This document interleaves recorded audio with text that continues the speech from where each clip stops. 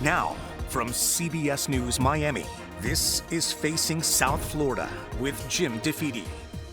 Welcome to Facing South Florida. I'm Jim Defede. Later in the show, we will take a deep dive into a bill that could hurt working families across Florida. But I must start with what's happening in Cuba. The Trump administration is applying incredible pressure on the Cuban regime, cutting off their supply of oil from Venezuela and other countries. And while many in Miami believe this will be the end of the communist dictatorship, it is not clear what will happen next. Add to that the absolutely insane story of what appears to be a group of Miami Cubans who may have decided to mount their own effort to start a revolution, only to be caught by the Cuban Coast Guard, with the Cuban government saying they killed 4 men and captured many others. So what is really happening? I caught up with Frank Mora, who was the U.S. ambassador to the OAS during the Biden administration, and we started with the news of the shootout in Cuban waters. Yeah, it increasingly looks like they were either citizens or residents in the United States who maybe, Jim, got caught up in the moment of high expectations that Cuba only needs a little push, a little trigger, a little nudge just to bring an end to communism on the island. And perhaps they got excited by the moment, got armed, 10 or 12 of them, and went to Cuba to liberate the island. This kind of soldier of fortune kind of thing we've seen in the past, but it's been quite a long time. And I think there is that high expectation now that somehow the freedom of Cuba is coming and that the Cuban American community has a role to play in that.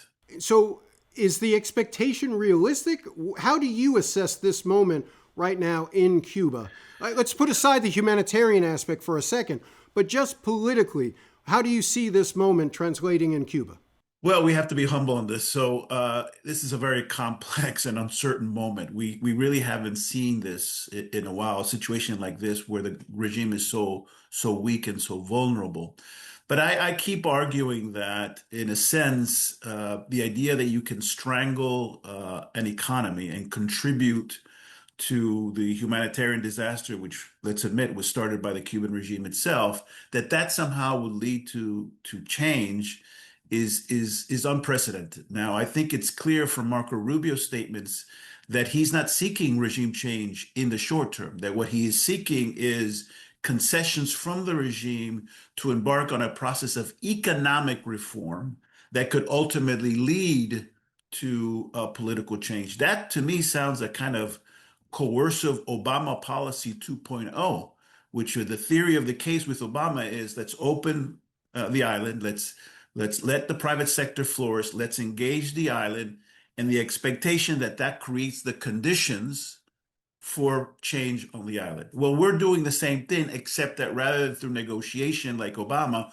we're doing it in a coercive way, but also negotiating with the regime to ensure that they embark on this process. It would seem to me that one thing that the U.S. government would not want is total collapse inside Cuba, because that could lead to unintended results, but foreseeable results of, for instance, perhaps 1,000 ships leaving Miami ports to go pick up relatives, or Cuba itself opening up its ports for another Mariel-style relief. That the United States, I can imagine, really want utter chaos in Cuba. They want a sort of almost like what they're trying to do in Venezuela, correct? Yeah, I think that's absolutely right. I think the administration would like regime change, but would not like a humanitarian collapse on the island, because then it unleashes forces that you don't know where it will go, which is why I think 2 things have happened. One, as I mentioned, Marco Rubio is talking more about pushing the regime to engage in economic reform, not necessarily political reform.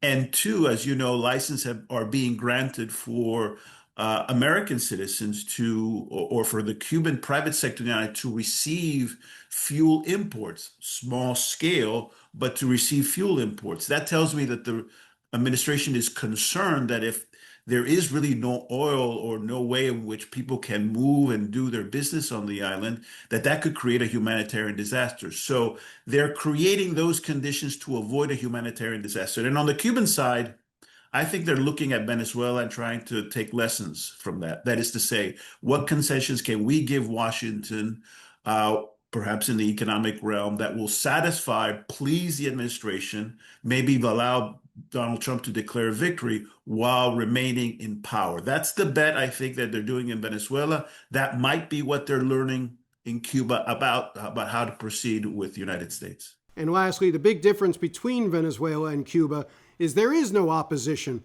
movement in reality in Cuba. There is no Maria Corina Machado. There is no history of elections, even fraudulent ones. That's right. That's right. I mean, if you look at other processes of change, there is an internal process, pressure that is built from within against an authoritarian regime that's pushing the regime to reform, in addition to pressure from outside. There's a lot of pressure from outside, but I don't see the pressure from within. There is no organized opposition. There is no opposition leader. There isn't an internet. People are preoccupied with trying to live in this situation that we're doing.